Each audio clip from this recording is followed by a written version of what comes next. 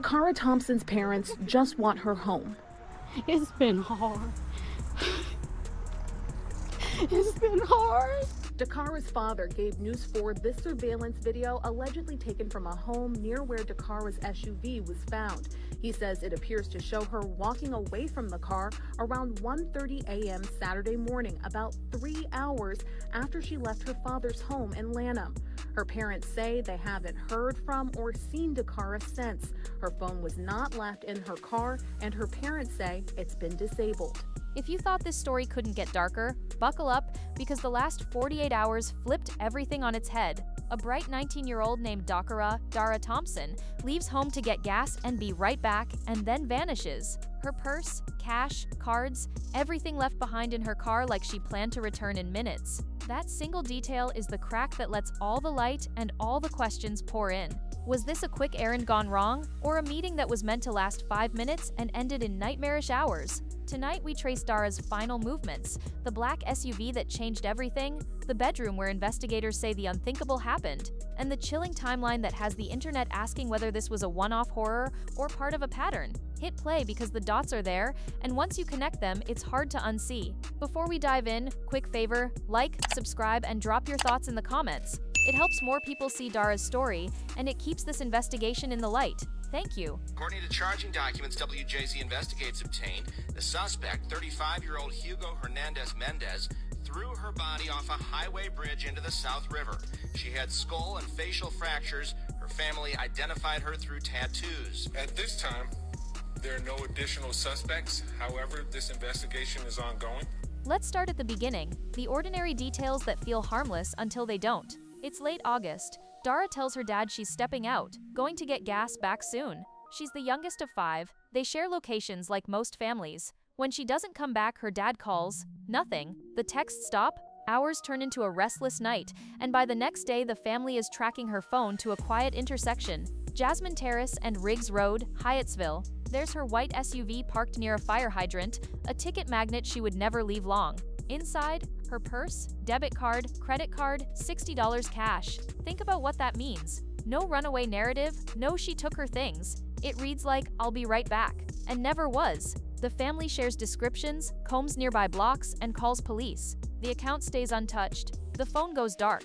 It's the kind of silence that feels loud, the kind where the whole timeline freezes, while the internet starts asking the same question her family is asking. Police came to the scene. We did discover that all of her personal belongings were in her car, such as her purse, her credit card, her debit cards. She even had $60 cash. What pulled her away from that car without her life essentials? Here's where the camera does not lie. At 3:06 a.m., surveillance catches Dara leaving her SUV and walking down Riggs Road, right toward University Boulevard, a strip that hums at night with late-hour spots. One parking lot, one black GMC Yukon Denali. She talks to the driver on the left side, then she walks around and gets into the passenger front seat. That shot is the hinge of this entire story. Why leave everything in her car? Why get into his? Was she meeting someone she felt comfortable with? Or was this a conversational ambush that reads normal from a distance but wasn't? Still under investigation. It appears that DaCara willfully entered a vehicle being driven by Hugo Rene Hernandez Mendez, 35-year-old male, out of Bowie, Maryland. That SUV gives investigators a tag, a name, and a home address in Bowie, Maryland.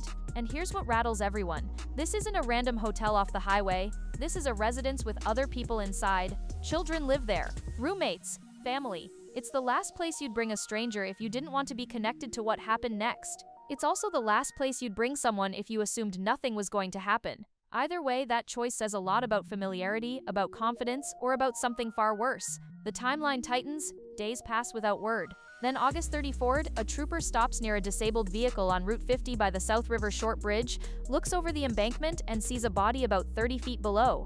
Those are the details no family should ever have to hear. By September 30, detectives meet with Dara's family. They identify her through tattoos and jewelry. The injuries reported, skull and facial fractures, paint a picture no one wanted confirmed. Suddenly, those eerie hours after 3 a.m. have a horrific endpoint. And the how did she get into that car question becomes what happened in the hours we can't see. The recovery site, an embankment by a busy Maryland artery, isn't some private hidden trail. It's as if someone needed distance fast. chose speed over secrecy and believed the riverbank would keep its secrets. But that bridge didn't hide the truth forever. The discovery turns a missing person mystery into a homicide investigation, one that circles right back to that black SUV and the Bowie address tied to it. Now we're at the front door. September 30, detectives visit the Bowie home connected to the SUV, registered to a man named Hugo Hernandez Mendez. The vehicle is there. They apply for a search warrant. Early the next morning, as they prepare to serve it, a man leaves the house and gets into the SUV.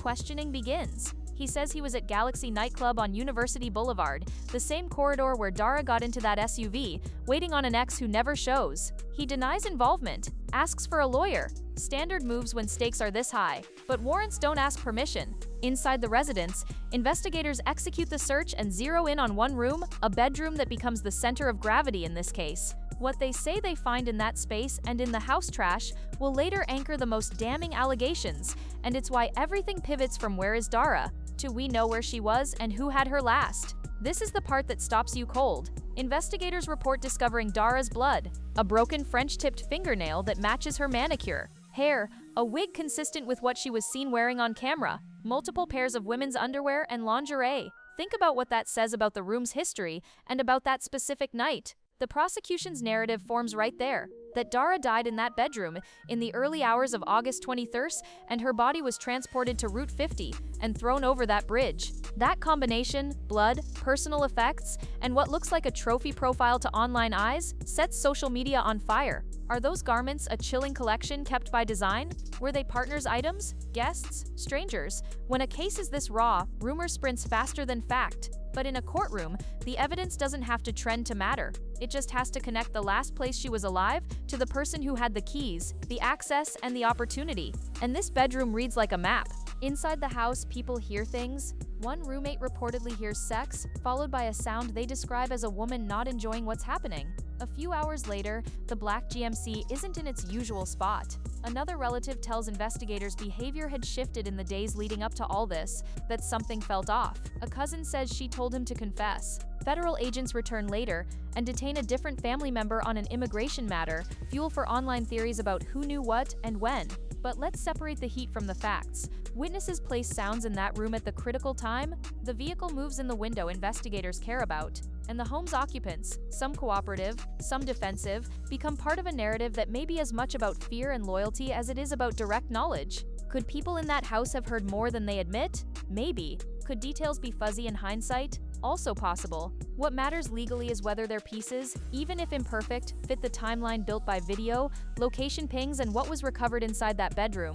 Once the bedroom speaks, the case moves fast. Authorities arrest 35-year-old Hugo Hernandez Mendez and charge him with first and second-degree murder. In court, he's held without bond. Prosecutors argue he's a danger and a flight risk. Immigration authorities place a detainer, a political flashpoint that explodes online, but in the local courtroom the focus stays on the homicide. Then another thread emerges, a pattern of risky, law-ignoring behavior in the suspect's past. DUIs, driving on a suspended license, a rap sheet that reads reckless. It doesn't prove murder, but it sketches a portrait of someone who treats rules as suggestions. Combine that with a victim last seen getting into his vehicle, evidence located in his room, and a body dumped off a major route, and you get a prosecution framing that feels brutally simple: access, opportunity, and concealment. Defense will push back.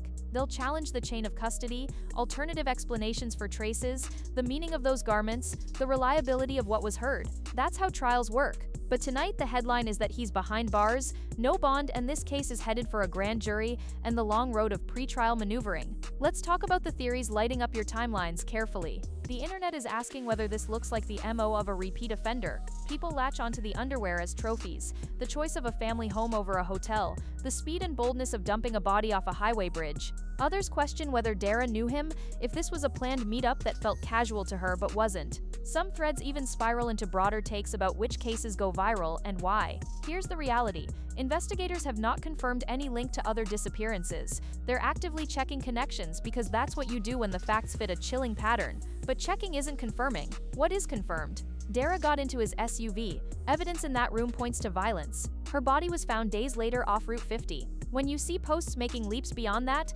clock them as speculation. It's human to fill the gaps, especially when a case hurts this much, but the gaps are what trials are built to close. Until then, keep your eyes on the timeline you can prove. Still, even without the internet's leaps, the known facts are disturbing enough to demand action and accountability. There's a conversation unfolding about supervision, immigration detainers, and whether earlier arrests should have taken him off the street. Dara's mother and father describe a daughter with plans, a heart for service, a future she was actively building. Those personal details matter because they remind us what was stolen wasn't just time, it was a trajectory. For creators like us, the question is how to keep a case like Dara's in the spotlight without distorting it. The answer is pressure with precision, amplify verified updates, don't launder rumors into reports, demand that agencies share timelines, and make sure the victim stays at the center of the story. If you're local, support the family's vigils and fundraisers. If you're online, keep the signal high and the noise low. That's how communities get answers, and how families get justice. Before we close, let's zoom out to safety, because if one viewer hears this and changes a habit that saves them, Dara's story will have protected someone else. When you're stepping out at night, especially for a quick run, treat it like a full trip. Take the essentials, keep location services live, share the plan and the time you'll check back in. If someone suggests switching cars at the last minute, pause, text a friend the license plate, snap a quick pic, or just say no and meet somewhere public with cameras and crowds. If you feel pressured or rushed, remember, urgency is a tactic. You're allowed to slow the moment down. And if you're living in a shared space and you hear something that feels wrong, muffled pleas, sounds of distress, don't talk yourself out of it. Call it in. The worst case is a misunderstanding. The best case is you interrupt violence. Dara deserved a world that erred on the side of her safety. We can't change the past, but we can change the next night out. Keep her name in the light, keep the pressure on. And if you know anything or suspect you do, say it now, not later. Justice does not find itself.